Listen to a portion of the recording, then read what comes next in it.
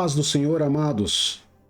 Você já se perguntou por que algumas orações parecem tão poderosas, enquanto outras orações parecem não passar do teto?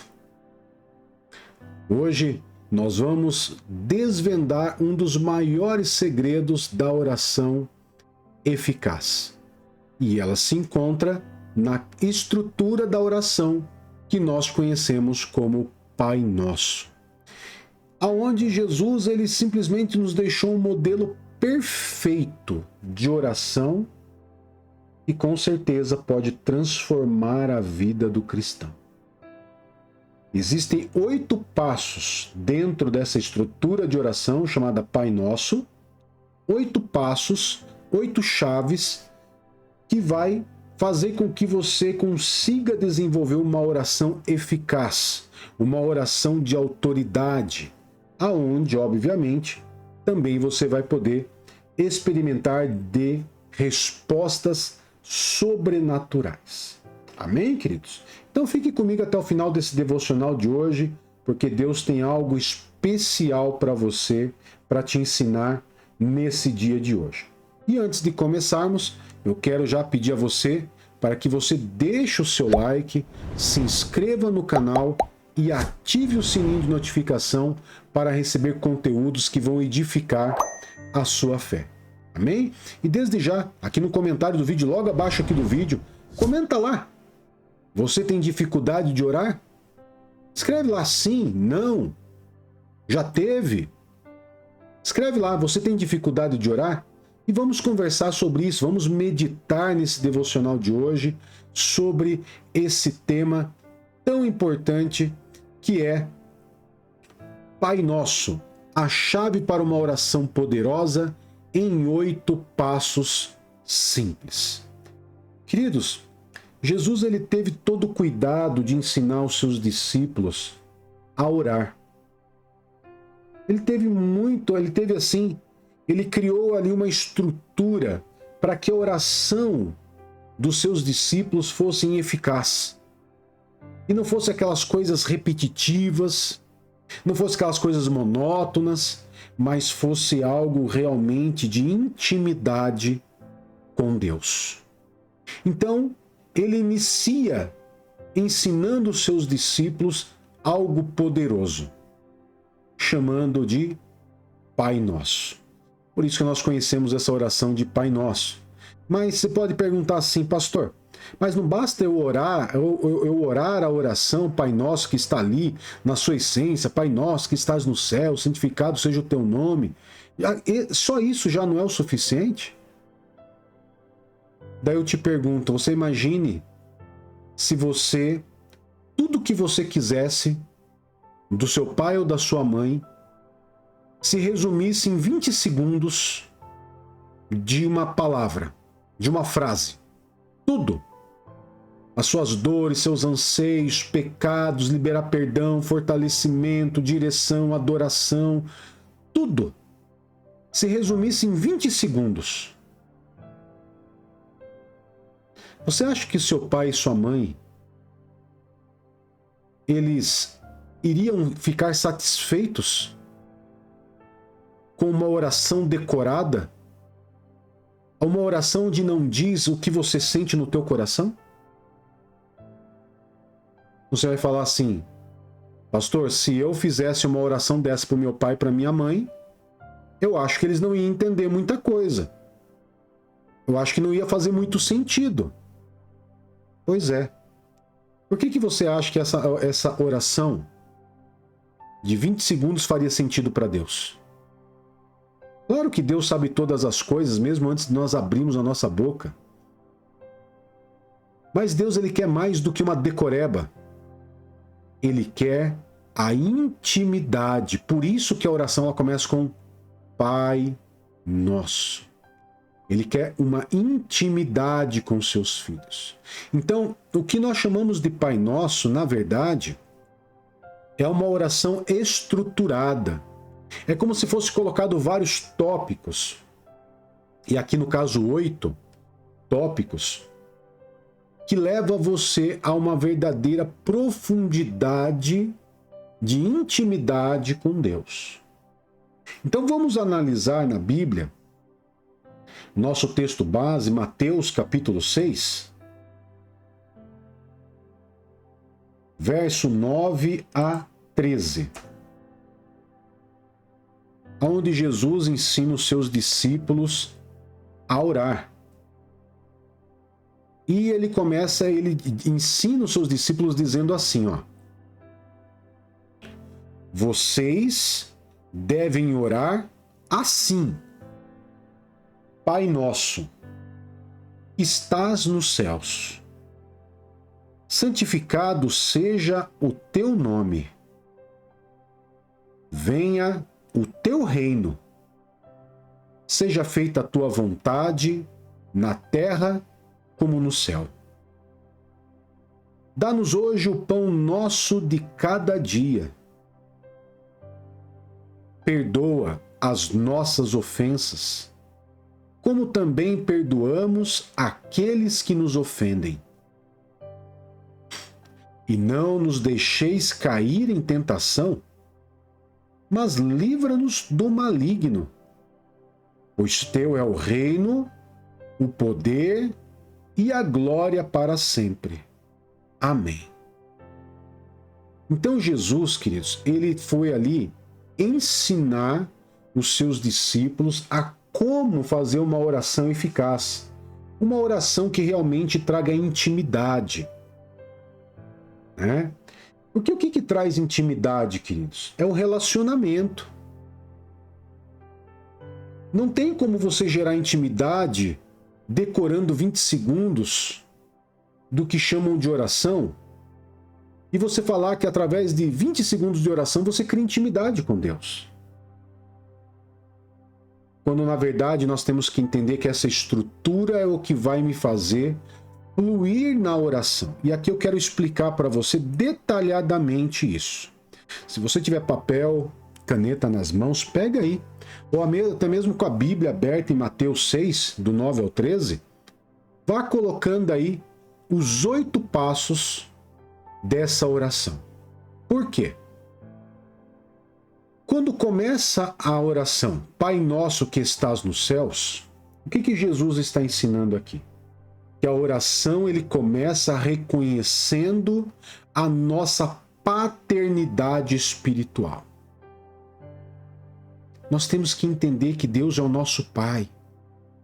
Nós temos que reconhecer a nossa relação com Deus. Qual é a nossa relação com Deus? É a relação de pai e filho. Então, ele não é apenas um Deus distante, mas é o nosso Pai, que cuida, que ama, que supre. Então, esse é o primeiro passo, é a direção para onde você vai estar orando. Essa é a primeira parte dessa oração. Segundo passo da oração é quando você ora assim: santificado seja o teu nome. Aqui nós vamos ver a importância de exaltarmos a Deus, exaltarmos a santidade de Deus. O que quer dizer isso, queridos? Exaltar a santidade de Deus. Como que eu exalto a santidade de Deus? Através da adoração. A adoração é o segundo passo. Deus ele é digno de todo louvor, toda honra, toda glória, todo poder, toda exaltação, toda adoração. É somente a Deus. Mas será que eu adoro a Deus apenas dizendo santificado seja o teu nome? Será que essa é a única qualidade que eu vou ter para poder adorar ao Senhor? Então aqui está falando, queridos, de um tempo, a primeira parte, eu direciono a minha oração a Deus, é como se eu estivesse entrando na presença de Deus. Ó, meu Pai, estou entrando na presença do meu Pai. O segundo passo é quando eu já estou na presença dele e ali eu começo a adorar a Deus. Louvor, posso estar ali louvando a Deus, posso ali estar adorando ao Senhor. E isso requer um tempo. Não é rápido. Santificado seja o teu nome. Pronto, acabou a adoração. Não. Adoração é algo que nós vamos ver na Bíblia, que homens e mulheres de Deus passavam tempo em adoração ao Senhor, exaltando, se entregando a Ele, adorando e exaltando tudo que Deus é. Terceiro passo. Você normalmente ora assim: venha o teu reino, seja feita a tua vontade, assim na terra como no céu. Aqui nós aprendemos a colocar os desejos de Deus acima do nosso. Pois eu peço para Deus: venha o teu reino. Ou seja, venha o teu reino sobre a minha vida, o teu reinar sobre mim. Por mais que nós vivemos viver na terra e tenhamos um governo físico, é tudo passageiro. O governo realmente que manda em nossa vida, o que vale de verdade, vamos se dizer assim, é o reino de Deus. Aonde tem Deus como rei. Aonde ele como rei, ele sabe o que nós precisamos. Então vai ser feita a vontade dele em nossas vidas. E por isso que diz assim na terra como no céu. Ou seja, faça a tua vontade aqui na terra como é feita aí no céu, que o teu reino já está estabelecido. É como se você entendesse: Pai, eu preciso do teu reino estabelecido no meu coração. Eu preciso do teu reino estabelecido na minha mente. Eu preciso do teu reino estabelecido na minha casa. Nós devemos querer, desejar o reino de Deus governando a nossa vida. Então esse terceiro passo é entender o desejo de Deus para a nossa vida. Você até aqui já tinha pensado nisso? Já tinha pensado e orado dessa maneira? Não? Espera aí que ainda não acabou. Nós temos mais passos ainda. E nesse passo, o próximo passo, você normalmente fala: o pão nosso de cada dia nos dá hoje. Jesus nos ensina aqui a confiar em Deus, que é um rei, que tem um reino, onde nós somos seus súditos, filhos dele, aonde Deus não é igual aos presidentes, reis de hoje em dia, onde deixa o seu povo muitas vezes passar fome. Não. Deus é um Deus de amor. Ele é um rei de amor, aonde ele se preocupa com os seus súditos, aonde ele trata os seus súditos como os meus filhos, aonde ele é o nosso pai e ele supre todas as necessidades, todas as nossas necessidades.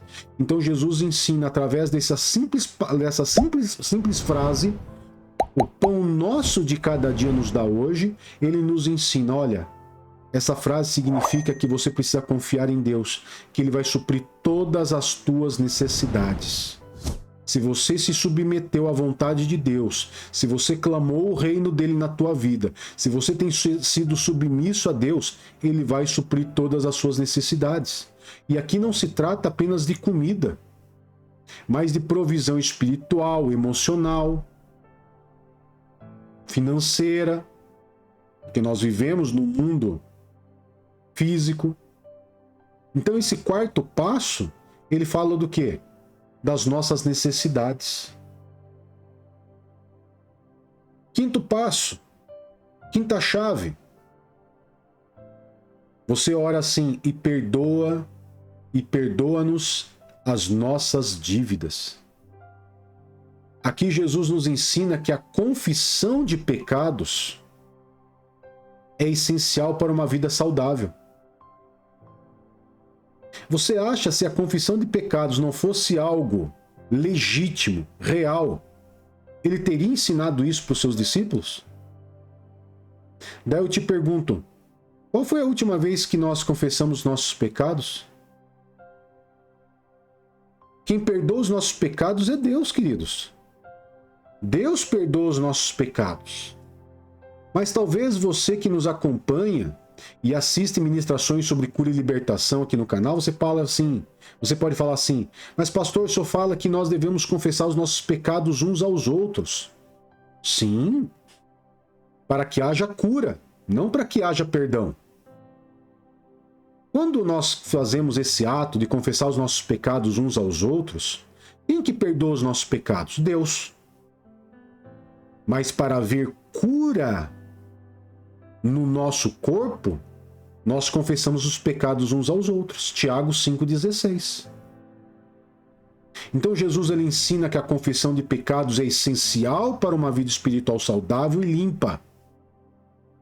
Ou seja, o quinto passo ele fala sobre o quê? Pedido de perdão. É isso que Jesus está ensinando. Só que perdoa as nossas dívidas é algo genérico. Não tem como eu cometo pecados no varejo e quero ser perdoado no atacado. Faz sentido? Não. O pecado ele tem que ser confessado. Por que tem que ser confessado um a um? Porque ele precisa haver conscientização e precisa haver arrependimento. Se você diz, perdoa as nossas dívidas apenas, você nem sabe de que pecado você está falando e você nunca chega ao arrependimento do seu pecado. Então aqui é o ensino de confissão de pecados, onde você confessa pecado por pecado, se conscientizando do seu pecado, se arrependendo do seu pecado, para que você não volte a praticar o mesmo pecado. Esse é o quinto passo, pedido de perdão. Sexto passo, liberação de perdão. Se o quinto eu peço perdão, o sexto passo, você ora como? Assim como nós perdoamos os nossos devedores. Deus nos chama para liberar perdão. Porque se eu quero ser perdoado, eu preciso também perdoar o meu semelhante. Eu preciso perdoar aquele que me ofendeu, aquele que me traiu, aquele que me tratou mal. Então Deus nos chama para liberar perdão na vida das pessoas. Quem não perdoa, queridos, não pode experimentar o perdão de Deus. Você viu como essa oração, essa estrutura de oração, ela é muito bem amarrada? Jesus ele ensinou algo muito bem estruturado, queridos. Afinal de contas, Jesus é Deus. Então ele ia ensinar tudo da maneira perfeita. Sétimo passo. O sétimo passo, queridos, você ora como? E não nos conduzas à tentação, mas livra-nos do mal. Precisamos da ajuda de Deus para resistir às armadilhas do inimigo. Então é necessário que eu venha pedir fortalecimento e livramento de Deus todos os dias das nossas vidas. O inimigo, queridos, aqui o texto, ele nos diz claramente que existe uma batalha, existe uma guerra do inimigo contra a nossa vida. Quem que lança tentações na nossa vida? Satanás. Quem que pratica o mal? Satanás. Então, se eu preciso de fortalecimento e de livramento, é porque eu enfrento uma batalha constantemente diária. Então, eu preciso pedir fortalecimento e livramento. Oitavo e último passo, você diz, porque teu é o reino e o poder e a glória para sempre. Aqui você está encerrando o seu momento de oração, exaltando e agradecendo a Deus. Atos de agradecimento. Agradecendo a Deus. A Bíblia nos ensina que nós devemos ter atos de ação de graças. O que é ação de graças? Ter um coração grato. Saber agradecer a Deus por tudo que Ele tem feito em nossas vidas. Ou seja, você finaliza adorando e agradecendo ao Senhor. Agora eu te digo, Dá para fazer esses 8 passos em quanto tempo? Em 20 segundos? Não.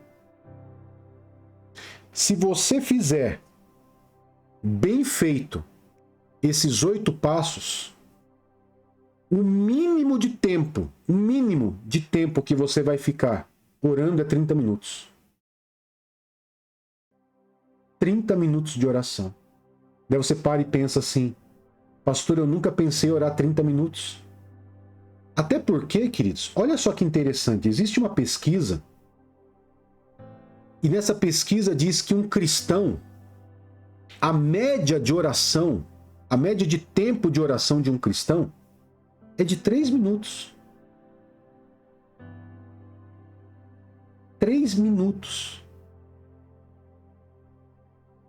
Tem como você ter intimidade com Deus em 3 minutos? Tem como você confessar seus pecados a Deus em 3 minutos? Você acha que 3 minutos basta para você adorar a Deus?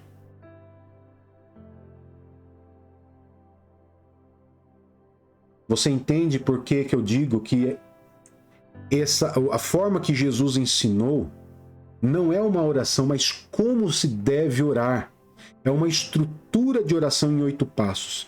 E que se você seguir ele, o tempo que você vai passar, o tempo mínimo que você vai passar na presença de Deus são 30 minutos. Já é muito mais do que a média que muitos cristãos hoje vivem, de 3 minutos. Agora, a Bíblia também nos ensina, queridos, lá em Jeremias, livro de Jeremias 29, verso 12 e 13, os benefícios da oração. Se eu pegar toda essa estrutura e praticar ela constantemente na minha vida, vai começar a acontecer algo na minha vida. O que vai acontecer? Olha só o que diz Jeremias 29, 12 e 13. Então vocês clamarão a mim, virão orar a mim, e eu os ouvirei. Vocês me procurarão e me acharão quando me procurarem de todo o coração. Agora eu te pergunto, essa busca por Deus, você pode dizer que você busca Deus em 20 segundos de oração? Em 3 minutos de oração? Isso não é busca. Mas se você estruturar e fazer isso que nós estamos ensinando para você, você pode ter certeza que você vai encontrar Deus. Porque você vai estar orando de verdade. O segundo texto que eu quero trazer para você é Lucas 18. Lucas 18, 1. Aonde Jesus ele ensina uma parábola, diz: Jesus contou aos seus discípulos a seguinte parábola, para mostrar-lhes que eles deviam orar sempre e nunca desanimar. Ou seja, Jesus ensina que nós devemos ser persistentes na oração. Você não vai fazer isso que estamos ensinando para você aqui hoje, só hoje e amanhã não. É todos os dias. Todos os dias, é persistência, nunca desanimar, é buscar de todo o coração. Você está entendendo, queridos? Está fazendo sentido para você agora? Você já tinha ouvido isso antes? Escreve lá nas mensagens do vídeo.